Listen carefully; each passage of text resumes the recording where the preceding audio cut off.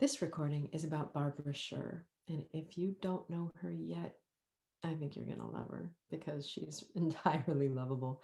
She died in May of 2020, but she left a legacy that is just so fantastic.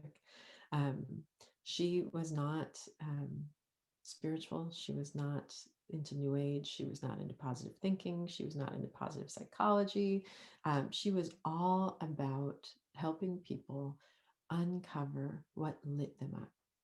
And that was her thing. She's like, you have to pay very close attention to what makes you feel alive inside, what captivates your attention, because that is hard scientific evidence about who you are. And cultivating that in people was her life's work. And it was really wonderful because there was a piece of permission. It was permission to be you as you are, um, um, a welcoming of individuality and like quirky stuff, and a community element, a sharing element, a supportive element that acknowledges that we are a social species and we need each other.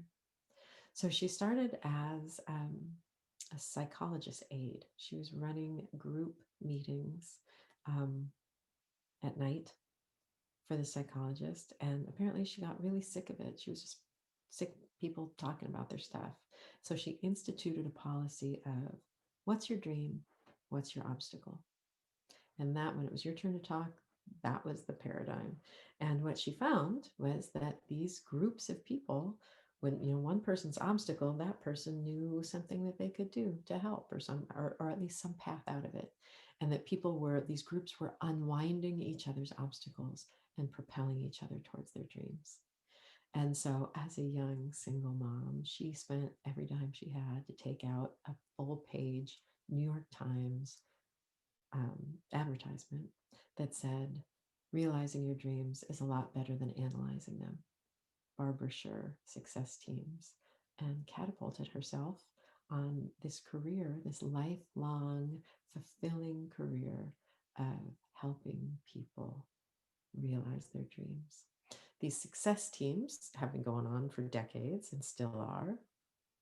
She wrote dozens of books. She has lots of really cute talks. She has lots of programs to help people realize their dreams. Um, so I have really loved everything I've been involved in. And I've been involved with things consistently since I heard about her. She has a TED Talk called Isolation is the Dream Killer.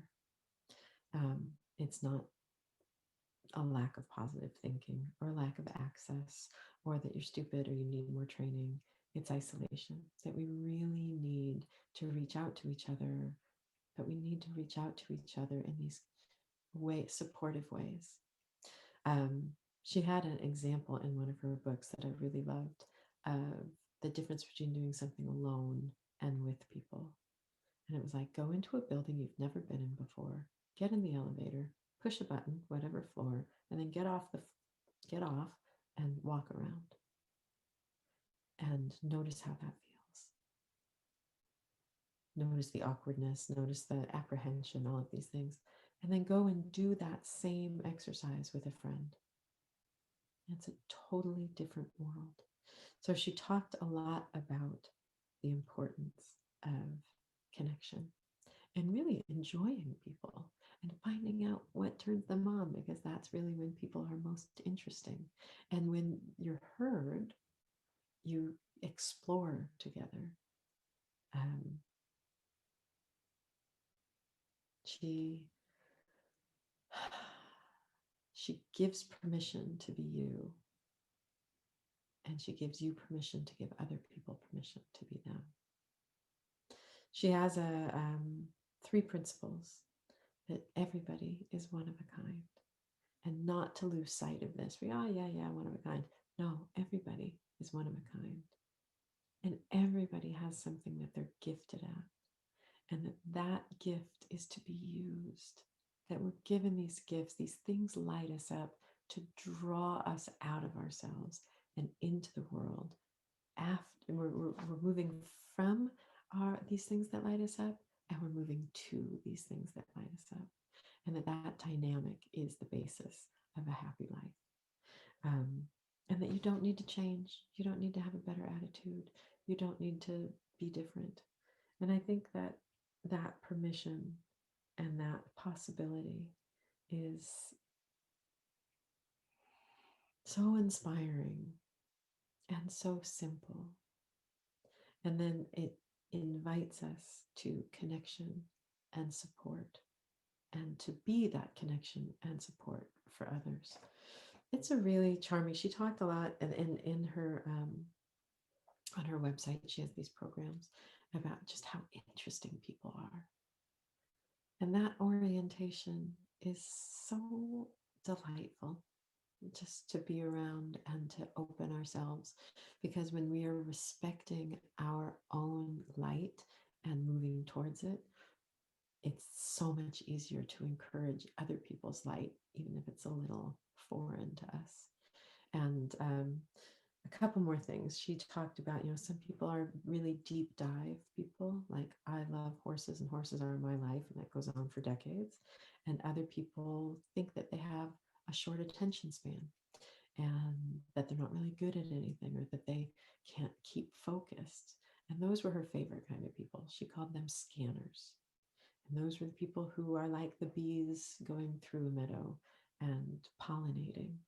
And that is an important role, that we all don't have to find one thing we love and like do it forever. Some people have more variety, and that can be very fulfilling as well, as long as we're not kind of accepting cultural messages that tell us we're supposed to be other than we are.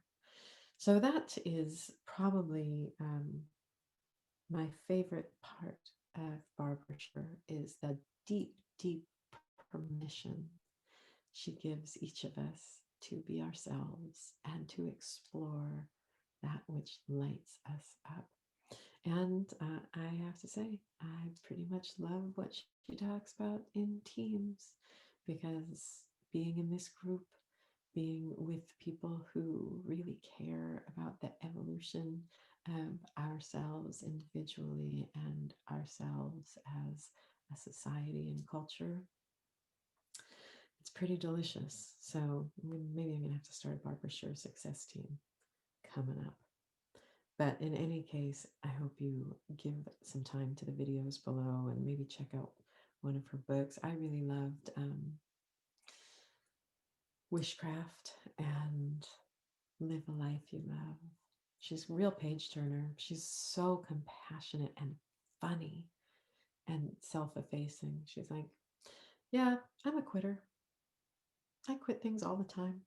Like, I, with stunning regularity, I quit things. You don't have, she just kind of turns all the self-help stuff on its head, which is kind of fun too, because we are enough and we are gifted as ourselves. And we see it in each other all the time. And it's really nice to be living from this space. And I know in my life, Barbara Sher definitely had a role in anchoring and both the anchor and the wings to live with that orientation. So I hope you enjoy her, and thanks for listening.